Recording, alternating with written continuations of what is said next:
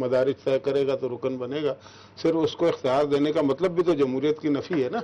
लेकिन आपकी पार्टी के जो हमने देखा था कुछ अर्सा पहले तंजीम साजी कहा जाता है, 6 महीने हो गए, मैं गुजारिश कर रहा हूँ हमारी, हम पहली दफा ये तजर्बा करने जा रहे हैं कि बिल्कुल जो जेन्युइन इलेक्शन होते हैं बिल्कुल निचली सतह से, उसको सीक्रेट बैलेट के तहत पहले वो सिटी की सतह पे प्राइमरी सिटी, फिर वो डिस्ट्रिक्ट, फिर डिवीजन, फिर उस तरीके से ऊपर तक इसके इलेक्शन होंगे। अब देखें उस पर काम वाम हो रहा है काफ़ी, लेकिन ये बात हकीकत तस्लीम करनी चाहिए। और इसमें को मुझे मायूसी भी नहीं है कि क्यों नहीं होते। उसकी वजह ये है कि हम जिन ममालिक में बैठे हुए हैं यहाँ पे एक तो डिक्टेटरशिप बहुत ज़्यादा रही है, इसलिए सियासी जमातों को पनपने का मौका नहीं मिला। नंबर 2, हमारे जैसे मुल्कों में एस्टेब्लिशमेंट और एजेंसीज का इतना ज़्यादा किरदार है। वो सियासी जमातों के अंदर भी एस्टेब्लिशमेंट और एजेंसीज का अपना रोल प्ले वो असरअंदाज आज आप करा लें। होता है ना जब एक डिक्टेटर आता है वो अपनी मर्जी की मुस्लिम लीग बना लेता है, जब एक डिक्टेटर आता है अपनी मर्जी की मुस्लिम लीग बना लेता है। मैं और बात कर रहा हूँ, मैं ये कह रहा हूँ कि उनका इतना असर रसूख होता है हर पार्टी में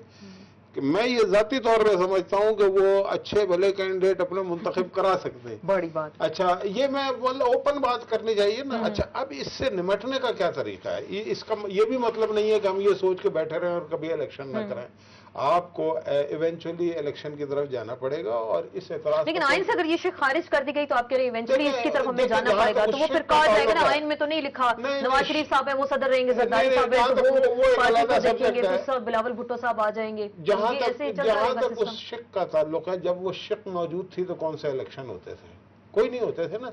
तो वो शिक जो है वो तो इनफ्रैक्चर्स थी। अभी भी मतलब के कानून ये मौजूद है कि इलेक्शन होंगे, ऐसा नहीं है।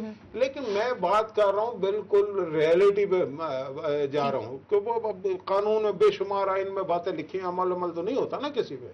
तो जब तक अमल ही नहीं होता तो उस शिक के होने या ना होने का फिर आपने एक आइन कहा जाता है ना एक मुकद्दस दस्तावेज है और इसमें इतनी मेजर तब्दीलियां हो रही हैं, तरामीम हो रही हैं, फिर इसका मतलब एक कागज का टुकड़ा है, कोई भी डिक्टेटर आए उसे अपनी मर्जी की तरामीम कर दे। और जब हमारे वो अभी भी उन्होंने भी यही कहा कि आइन में तो बहुत कुछ लिखा जाता है, लेकिन वो उनका ख्याल, उनकी राय हो सकती है एंड वी रिस्पेक्ट एवरीबॉडीज राय। हम तो ये चाहते हैं जी कि हम अवाम की आवाज, जो हमारे यहाँ 60% नौजवान है, वो क्या चाहता है। लोग नई लीडरशिप की उम्मीद करते हैं और हर पार्टी में, और चाहे इमरान खान साहब जो नए लीडर आ रहे हैं उनकी भी आप बात कर लें या ANP की भी बात कर लें, छोटी पार्टियों की भी बात करें, ये रवाज है इस मुल्क में कि हर पार्टी पे लाइफ टाइम चेयर बैठा हुआ है।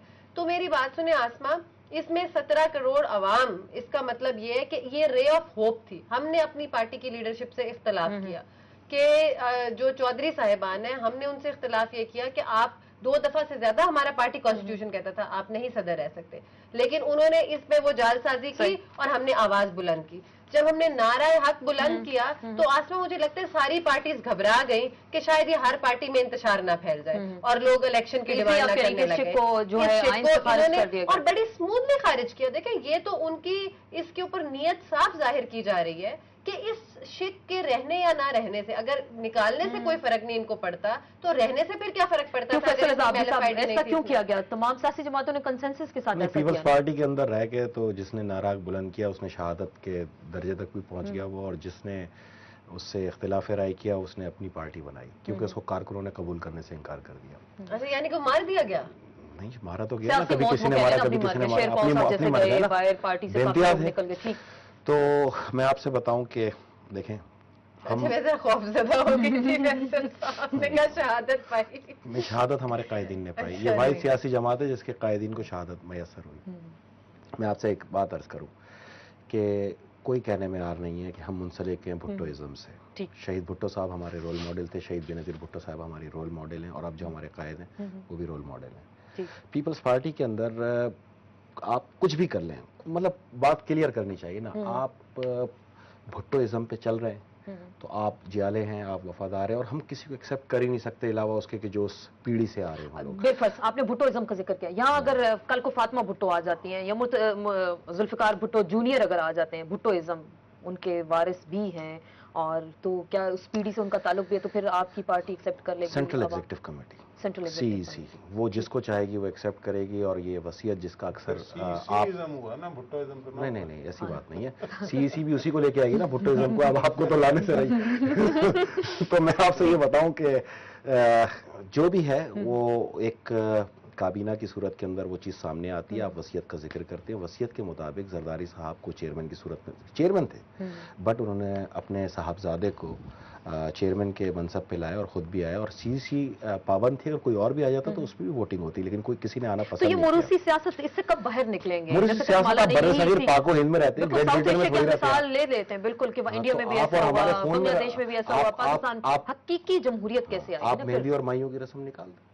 وہ تو چلے رسم و رواج ہے نا. رسم و رواج کہاں سے آیا؟ اور پارٹی کا تعلق بالکل پارٹی کے اندر بھی ہم رسم و رواج ہم برصغیر پاک و ہند میں آج سے پہلے ہماری پیڑھیاں رہا کرتی تھیں. تو وہ جو ایک قیادت کا جو عنصر تھا وہ مخصوص کیٹیگری کے اندر تھا اور لوگ اس کو فالو کیا کرتے تھے. اندرا گاندھی کی آج بھی نسل کسی نہ کسی بہو کی صورت کے اندر وہاں موجود ہے. اور ایران کے انقلاب میں بھی ایک آپ عنصر دیکھیں تو جو آیت اللہ خمینی صاحب کے سب سے قریبی اور وفادار ترین لوگ تھے وہ آج مسلسل جو ہے وہ برسر اقتدار ہیں. تو آپ کہہ رہے ہیں کہ سیاست میں پھر وہی لیڈرشپ آئے گی؟ یہ ہر جگہ ہے, کہاں نہیں ہے. پوری دنیا میں آپ مجھے بتا رہے ہیں کہ سیاست کے اندر رول ماڈلز کو ہی لایا جاتا ہے. میں یہ پوچھا, کل کو فیصل رضا عابدی پارٹی کے چیئرمین بننا چاہیں؟ نہیں, میں تو نہیں. آپ نہیں بن سکیں, آپ کی خواہش بھی نہیں ہوگی. اس کی وجہ یہ ہے کہ میں منسلک ہوں بھٹو صاحب کے اور بھٹوازم کی وفاداری سے. اور میرے لیے سب سے اہم ترین ہے ان کا گھرانہ, کیونکہ میں یہ سمجھتا ہوں کہ دیکھیں میرے خاندان میں کوئی سیاستدان نہیں تھا لیکن میں آپ کے اندر ایسی خواہش بھی نہیں ہوگی کل کو آپ پارٹی کا چیئرمین بنیں؟ میں ایک کارکن کی حیثیت سے بہت خوش اور مطمئن ہوں اور میں چاہتا ہوں کہ میں اپنی جان دوں اپنے قائدین کی طرح ایک کارکن کی حیثیت. کشمالہ پھر تو دیکھیں ایک پارٹیز کا فلسفہ وہ ہم نے دیکھا. میاں صاحب ہیں, کہا جاتا تھا کسی کھمبے کو بھی کھڑا کر دیں اور لوگ اس کو ووٹ ڈال دیں گے. بھٹوازم کی انہوں نے بات کی, لوگ ابھی تک بھٹو صاحب کو ایکسیپٹ کرتے ہیں, ان سے ریلیٹڈ جو لوگ ہیں جو پارٹی کو بھی اس وقت چلا رہے ہیں. تو پھر آپ کیوں مطالبہ کریں کہ پارٹیز کے اندر الیکشن ہونے چاہیے؟ اگر ایسے ہی چلتا رہے گا تو پھر یہ کیا پوائنٹ آف ویو ہے نا جو اس ملک کی 17 کروڑ عوام ہے. آپ پولز کرا لیں, آپ پولز کرائیں اور دیکھیں کہ وہ موروثی سیاست چاہتے ہیں یا وہ نئی سیاست چاہتے ہیں.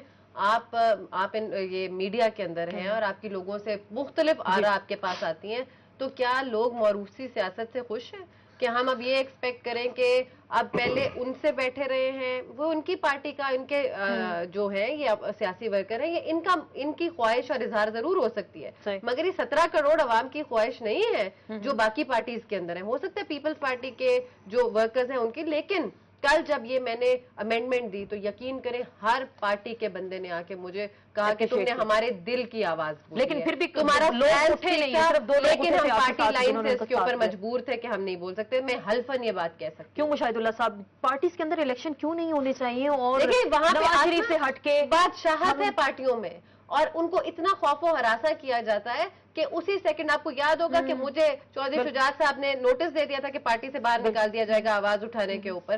تو ایک کو اگزامپل بناتے ہیں تاکہ باقی سارے دیکھیں کہ اگر تم نے آواز بلند کی تو تمہیں پارٹی سے باہر رد کر دیا جائے گا, اور پھر باقی اس اگزامپل کو دیکھ کے خوف زدہ ہو جاتے ہیں. یا کوئی وزیر ہے تو اس کی وزارت چھین لی جائے گی کہ اب تم اپنی اوقات میں آ جاؤ, تم ہماری وجہ سے ہو. چلیں, آپ نے کہا کہ موروثی سیاست ہے اور اسی کو آگے لے کر چل رہے ہیں. ہم مشاہد اللہ صاحب سے بات کریں گے اسی پوائنٹ پہ, پارٹیز کے اندر جمہوریت ہمیں نظر کیوں نہیں آتی, الیکشنز کیوں نہیں ہوتے, اور اگر ایک ہی خاندان ایک ہی پارٹی کو چلا رہا ہے تو اس کی کتنی نسلیں اسی پارٹی کی قیادت کریں گی اور مزید کتنے اسی خاندان سے لوگ سامنے آئیں گے. اسی پوائنٹ پہ مشاہد اللہ صاحب سے بات کریں گے لیکن ایک بریک کے بعد.